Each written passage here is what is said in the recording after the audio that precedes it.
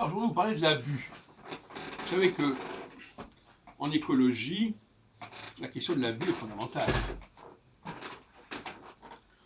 Mais l'abus, c'est outrepasser l'usage normal et raisonnable des choses. Dans l'abus, il y a us, c'est usage. Et donc, un comportement abusif, c'est quelqu'un qui en fait trop, qui dépasse les bornes. Ça ne veut pas dire qu'il n'avait pas le droit de faire quoi que ce soit, mais qu'il est allé au-delà de ce qu'il pouvait faire ou de ce qu'il devait raisonnablement ou moralement faire. Il y a des gens qui n'ont pas le sens de la mesure et qui donc abusent presque toujours des situations, de leurs droits, c'est-à-dire qu'ils utilisent les choses jusqu'à la corde en quelque sorte. C'est-à-dire qu'il n'y a pas de raison de s'arrêter puisque c'est possible. L'anglais distingue heureusement le I can et I may, ce que ne faisait pas d'ailleurs Obama. I can, c'est ce que je peux faire matériellement. I may, c'est ce que j'ai le droit de faire, ce que je peux me permettre de faire. Quand on demande à quelqu'un est-ce que je peux fumer, il ne va pas demander can I smoke.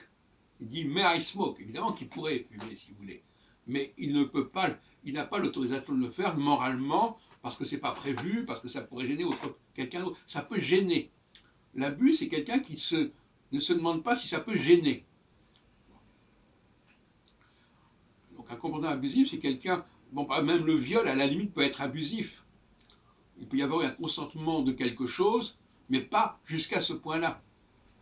Mais les gens ne savent pas s'arrêter, ils ne savent pas se contrôler, ils n'ont pas un surmoi suffisamment vigilant.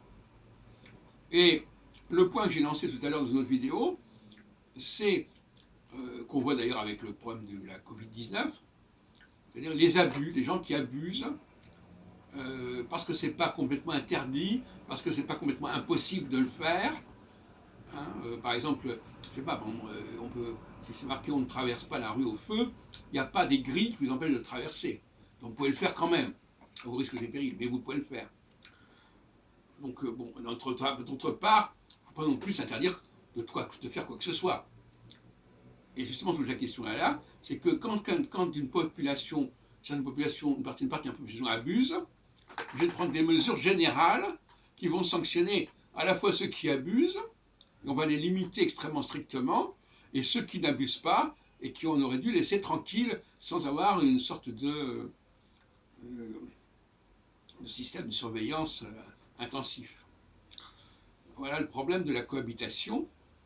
Voilà pourquoi ce qui est vrai pour les enfants n'est pas vrai pour les adultes, les mesures ne sont pas les mêmes, les interdictions ne sont pas les mêmes. Pour des gens qui ne fument pas, on ne va pas mettre partout ne fumez pas, par exemple. Pour les gens qui ne crachent pas, on va mettre partout ne crachez pas.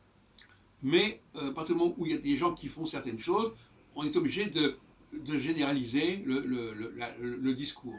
Et ça, je trouve ça inadmissible. Et pour terminer, je dirais, comme je disais dans une précédente vidéo, que les femmes, la question que je me pose, est-ce que les femmes n'ont pas un comportement abusif? Et est-ce que ce n'est pas parce qu'elles ont un comportement abusif qu'on est obligé de prendre des mesures restrictives à leur encontre?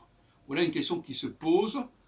La langue française nous montre bien qu'il faut savoir raison garder, c'est-à-dire qu'il y a des lettres qu'on ne prononce pas, des sons qu'on ne prononce pas, même s'ils sont écrits, c'est écrit mais on ne le fait pas.